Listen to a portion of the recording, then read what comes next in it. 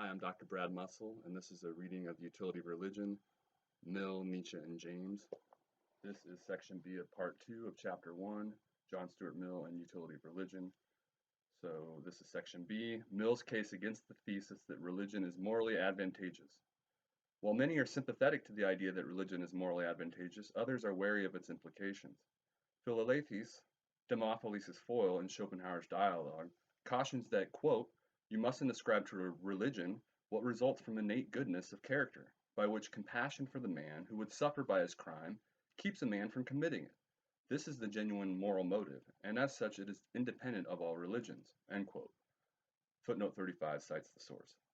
Philalethes suggests that we are apt to credit religion for inspiring good acts when it is not in fact the true source of them. In Utility of Religion, Mill argues in a similar vein, suggesting that the moral advantages often associated with religion are mistakenly attributed to it, and that the connection between religion and morality is generally overstated and tenuous at best. To begin with, Mill argues that although religion may receive the credit for eliciting moral sentiments present in human beings, in reality the true force behind these sentiments lies primarily in three other factors: 1. Authority, 2. Education, and 3. Public opinion. He believes that there is a tendency to credit, quote, religion as such with the whole of the power inherent in any system of moral duties inculcated by education and enforced by opinion, end quote. Footnote 36 cites the source. In his view, these other underlying factors are what really elicit and encourage moral behavior. Divorce religion from these attendant factors, and it will cease to appear as though it exerts any real influence on or control over human behavior. Ultimately, Mill believes that, quote, since everything of this sort, i.e., the enforcement and teachings of morality, which does takes place in the name of religion, end quote, and, quote, almost all who are taught any morality whatever have it taught to them as religion, end quote, quote, religion receives the credit of all the influence in human affairs which belongs to any generally accepted system of rules for the guidance and government of human life, end quote. Footnote 37 cites the source. Thus, Mill claims that religion only appears to produce moral benefits because of its associations with these more fundamental and powerful forces, and he begins making this case by examining the role that authority plays in the matter. In doing so, he accentuates, quote, the enormous influence of authority on the human mind, end quote, by which he means, quote, an involuntary influence, end quote, that exerts influence on, quote, men's conviction, on their persuasion, and on their involuntary sentiments, end quote. Footnote 38 cites the source.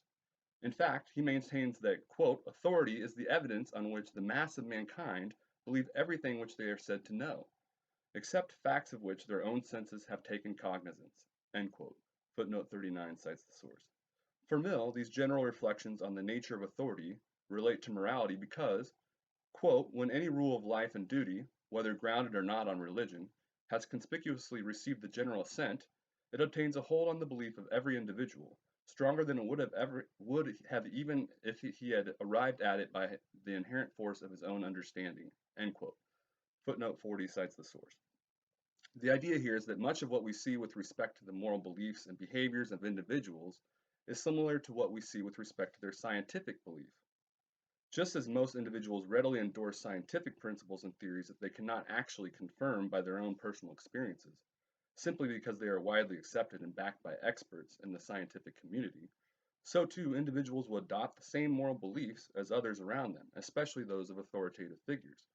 What Mill suggests, then, is that when morality is well grounded and a permanent fixture in our lives, it is simply because it is widely recognized and upheld by so many people to begin with, especially by those held in high esteem by society, not because of any religious associations it might have.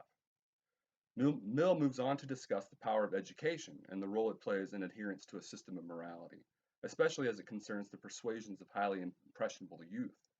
Mill attaches great significance to education, claiming that, quote, there is not one natural inclination which it is not strong enough to coerce, and if needful, to destroy by disuse, end quote. 41 cites the source. Consider, he implores his readers, quote, how unspeakable is the effect of bringing people up from infancy in a belief and in habits founded on it, end quote. Footnote 42 cites the source. Couple this with the fact that, quote, in all countries, all or nearly all who have been brought up by parents or by anyone interested in them have been taught from their earliest years some kind of religious belief. end quote. And it should come, that's footnote 43 cites the source, and it should come as no surprise that religion has proven to be so influential in the course of human affairs. Mill's point here is that this sort of influence can be garnered by any systemic worldview, religious or otherwise, provided it is impressed on people from an early age, which is to say that any moral benefits associated with this kind of influence are not the exclusive domain of religion. As a result, Mill concludes that, quote, it is reasonable to think that any system of social duty which mankind might adopt, even though divorced from religion, would have the same advantage of being inculcated from childhood, and would have it hereafter much more perfectly than any doctrine has it at present. End quote. Footnote 44 cites the source. It is also worth emphasizing that Mill argues that religious teachings are particularly powerful, as are any kind of teachings for which the following holds true, because children are exposed to them at such an early age. In support of this, he points out that, quote, it is especially characteristic of the impressions of early education that they possess what is so much more difficult for later convictions to obtain, command over the feelings, end quote. Footnote 45 cites the source.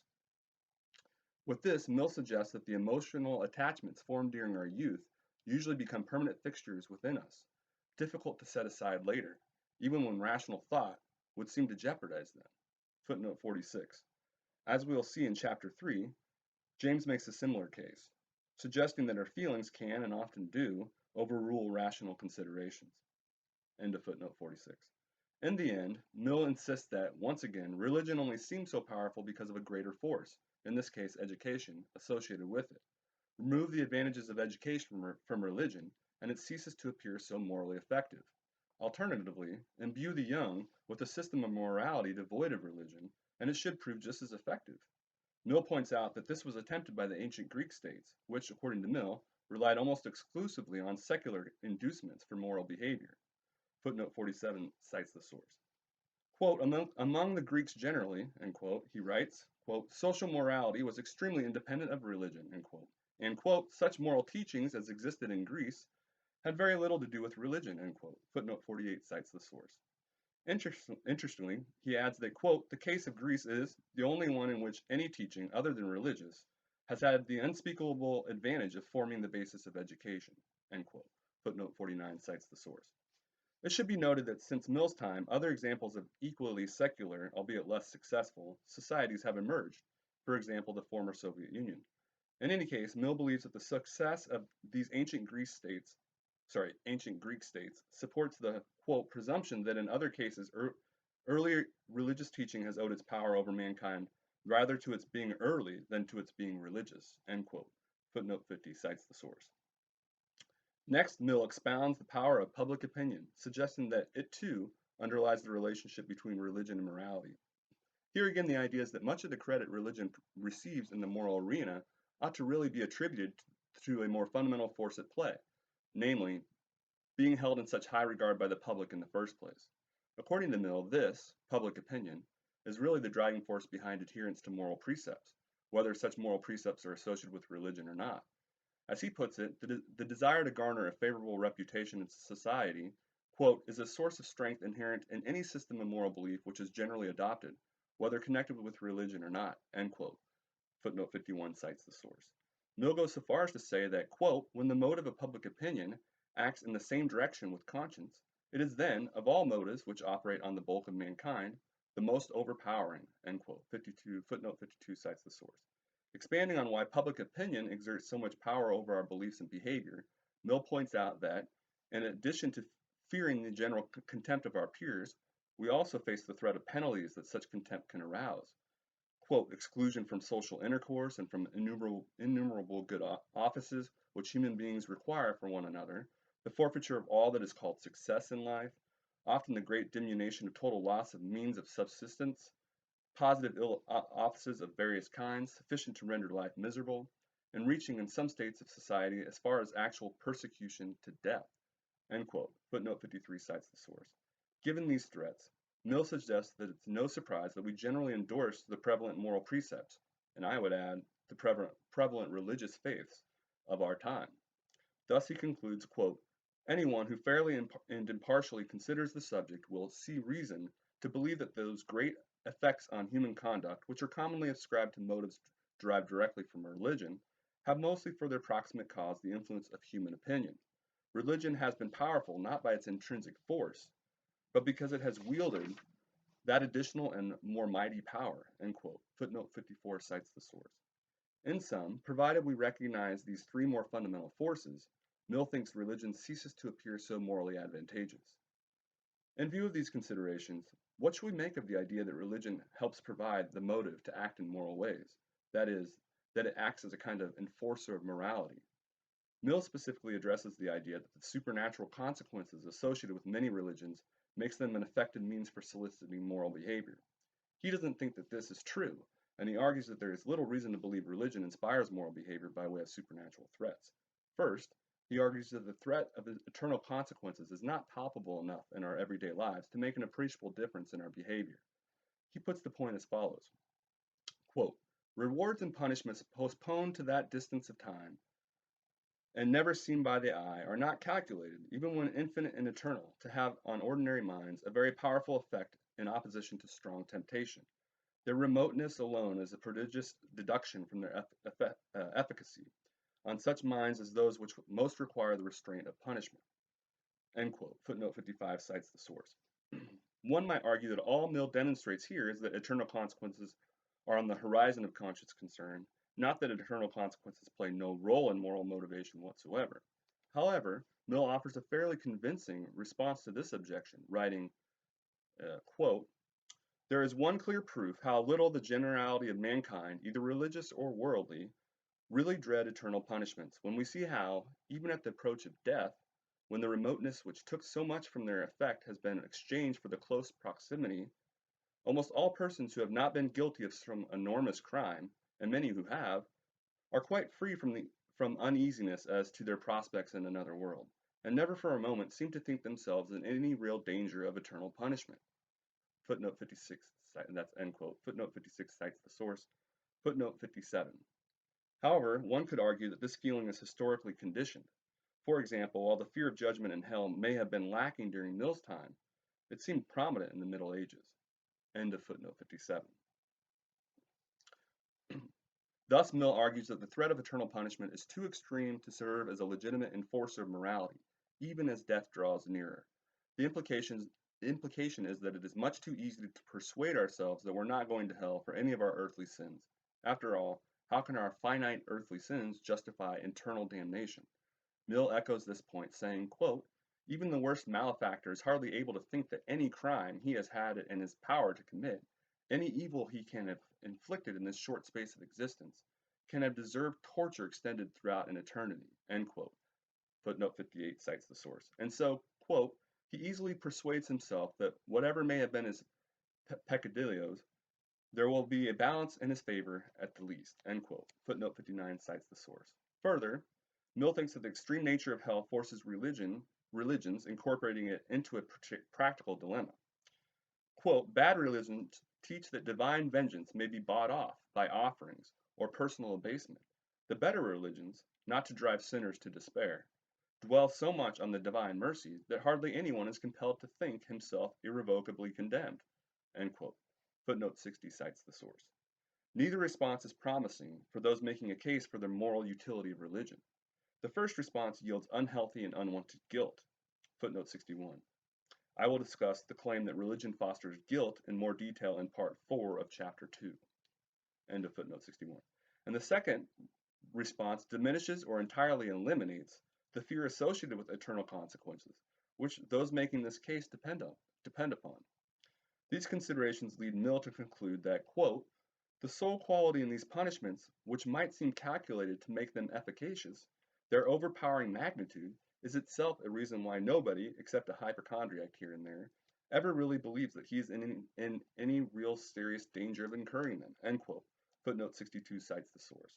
Mill offers us another reason to doubt the effectiveness of supernatural consequences when he suggests that, quote, a still greater abatement is their uncertainty, end quote. Footnote 63 cites the source. While there may be some religious individuals who remain so firm in their convictions that they do not ever entertain doubts regarding their accuracy, there are, no doubt, others who are not so steadfast. In the case of the latter, at least, Mill's point holds true. The deterring effect of the supernatural consequences is minimized to the extent that there is uncertainty that such eternal consequences will ever in fact come to fruition. Having shown why he believes religion does not, in fact, act as an effective enforcer of morality, Mill next considers its merits as a teacher of morality. Again, those advocating this kind of argument suggest that religion can be credited for delivering moral truths to us, regardless of whether it deserves credit for inspiring us to act on them.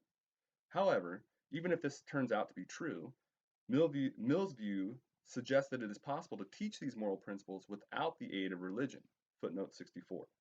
Recall that Mill argues, quote, "It is reasonable to think that any system of social duty which mankind might adopt, even though divorced from religion, would have the same advantage of being inculcated from childhood and would have it hereafter much more perfectly than any doctrine has it at present."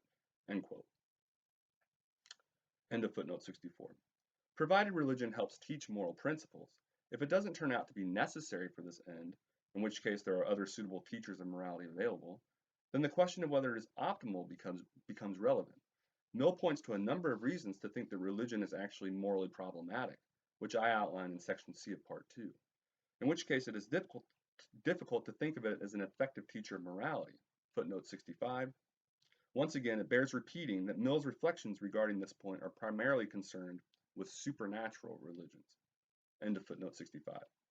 While it's hard to imagine that Mill would go as far as Sigmund Freud, who argues that when it comes to modern religious restrictions, quote, "primitive man was better off in knowing no restrictions of instinct," end quote, footnote 66 cites the source, he does suggest that even supposing religion acts as an effective teacher of morality, there are non-religious alternatives available for introducing moral tenets to people, which also avoid the problems he associates with supernatural religions. I now turn to a discussion of the problems he associates with viewing religion as an effective teacher of morality.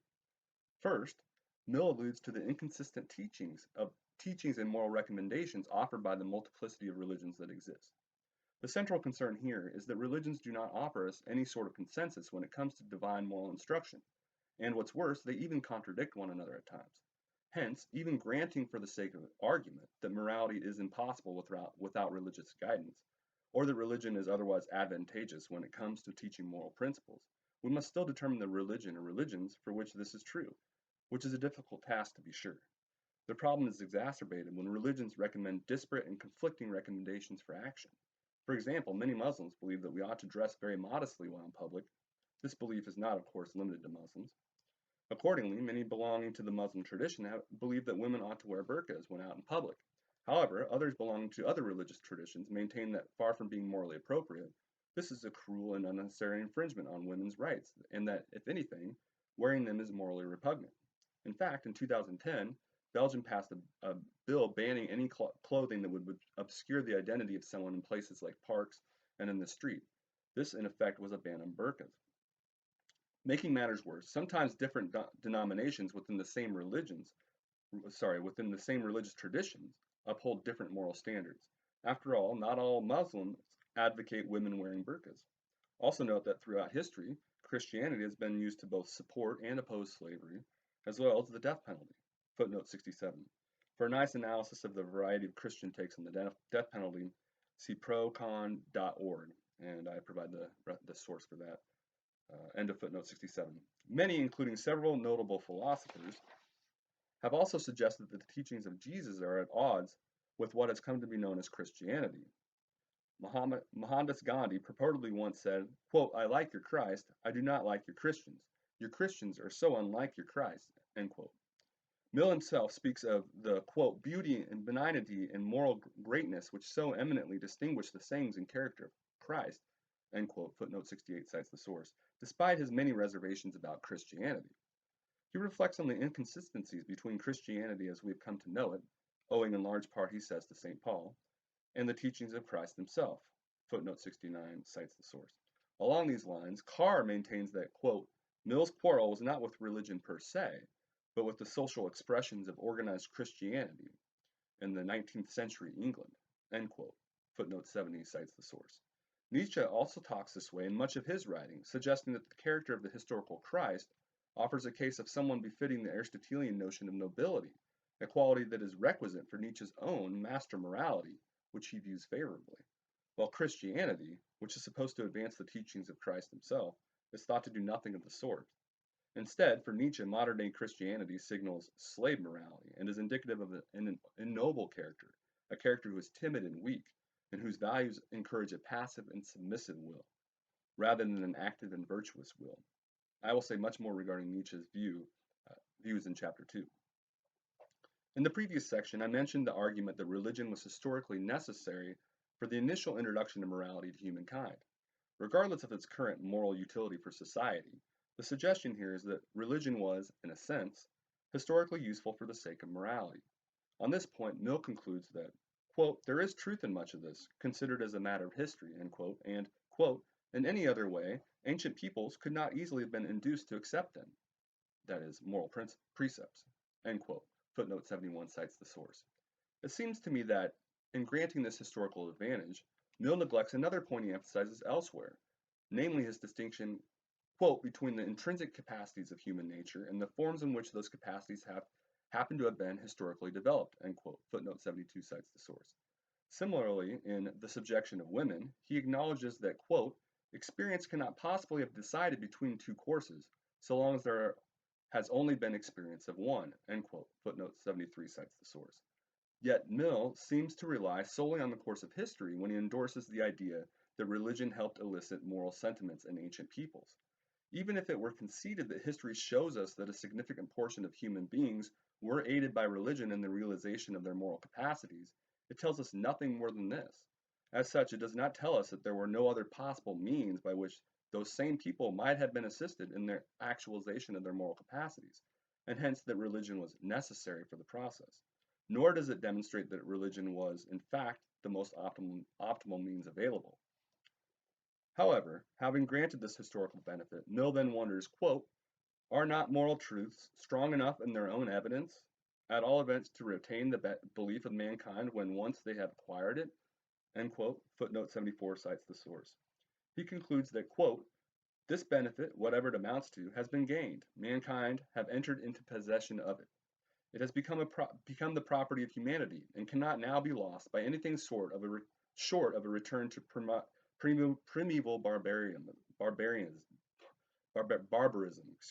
end quote. Footnote 75 cites the source. Hence, in Mill's view, once morality has been introduced to us, there is essentially no chance that we will dismiss its obvious benefits. While he is sympathetic to the case for religion's historical usefulness, he makes it clear that its usefulness does not extend beyond the historical past. Regarding its current social utility, Mill ultimately concludes, quote, belief then in the supernatural, great as are the services which it rendered in the early stages of human development, cannot be considered to be any longer required, either for enabling us to know what is right and wrong, i.e. as a teacher of morality, or as supplying us with the motives to do right and to abstain from wrong, i.e. as a morality enforcer, end quote. Footnote 76 cites the source. So again, that was section B of part 2 of chapter 1, John Stuart Mill and Utility of Religion, from the Utility of Religion, Mill, Nietzsche, and James.